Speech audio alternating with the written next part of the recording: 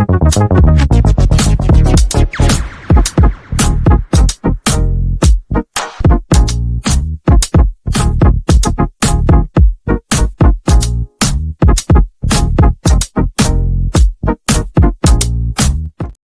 everybody and welcome back to the West Ham Network. Anton here bringing you the post-match Graham Potter press conference review, you could say.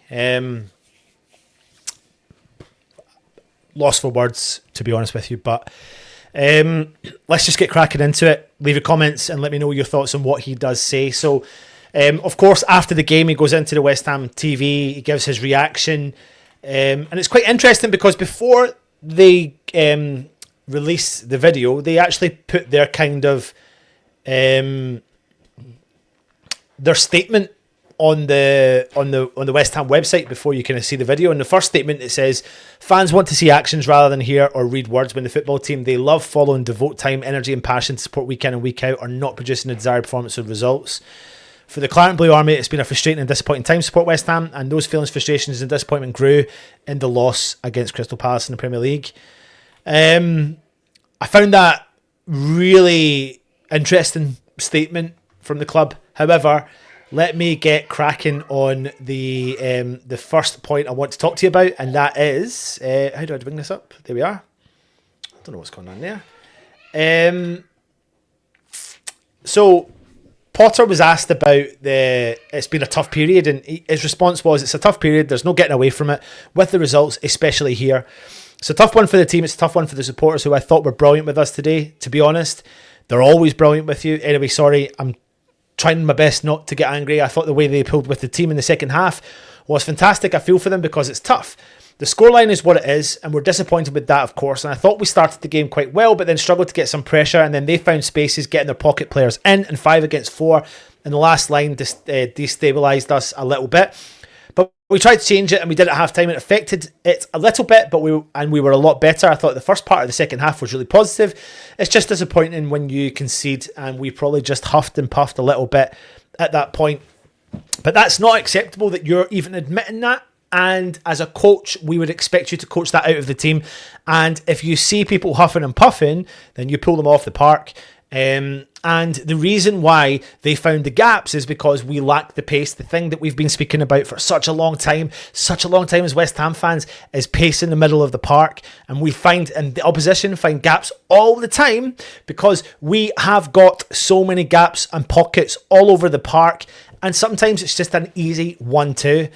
And then you make substitutions like Fernandes, like we spoke about in the review show, and it really bites you square in the arse. To be honest with you.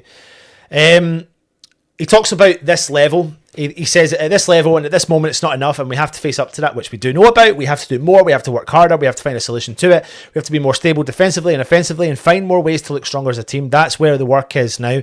But the thing is, we have to be more stable defensively. But equally, as much as you're saying that, you're the one that brought in the goalkeeper so late into the transfer window at the start of the season.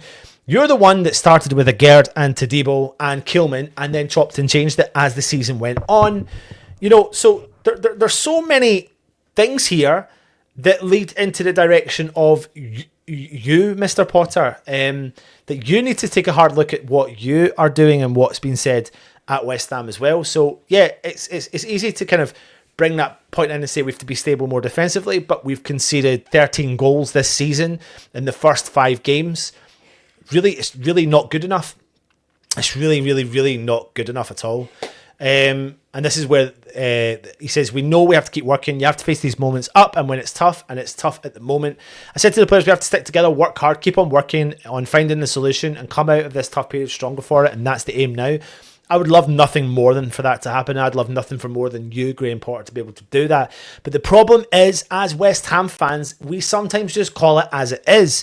When we see the decisions you're making on and off the field, in and during the game, tactics that nobody really is aware of what's going on, players that look a little bit lost in their communication, in their specific roles and in their jobs that they're supposed to be doing, then we are going to be angry, frustrated, and point in the direction of the head coach, which is where you're supposed to lead us from the front line, and there is no element of leadership. Now, I'll tell you this, doesn't feel like there's leadership on the field. I'm not necessarily digging out Bowen, but I still don't think Bowen is our captain material.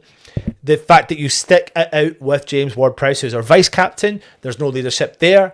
Our defence, stabilisation, we don't have a stabilisation. The only area of defence I feel reasonably confident about is our fullback positions. Diouf, Walker-Peters, Wan-Bissaka. That's honestly where we've got real strength in our team. But central defensively, I don't know what's going on there. Middle of the park, I'm not sure what we're doing. Up front, I'm not sure what we're doing. And I'm not sure where our vision and identity really, really is, if I'm being really honest with you.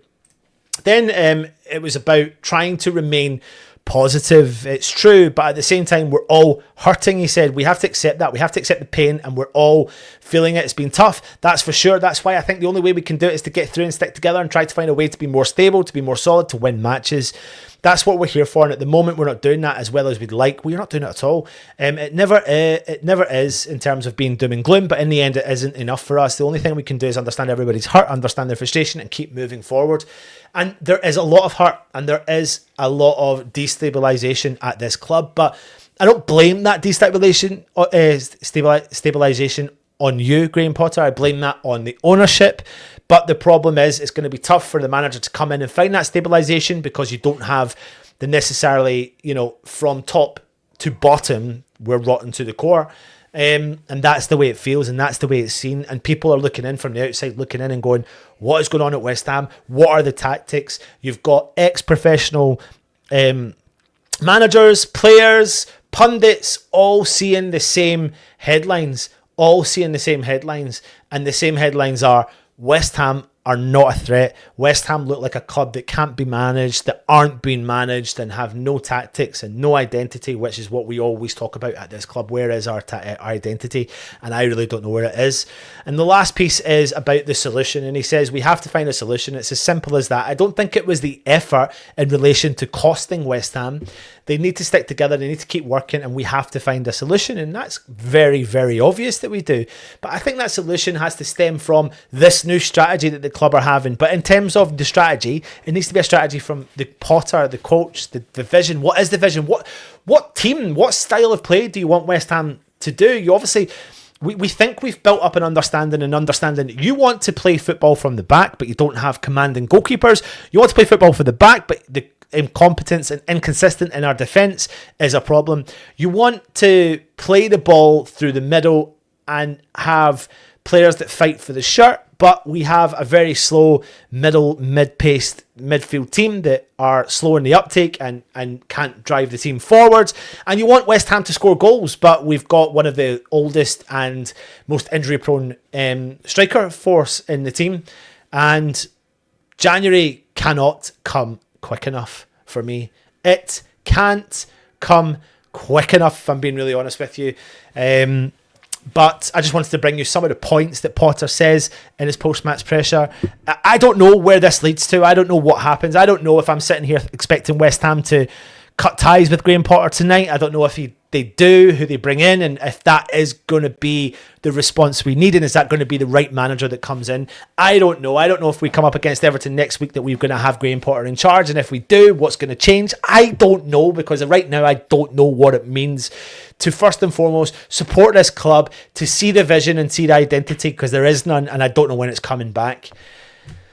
That's the end of the post-match presser from Graham Potter. Take it easy.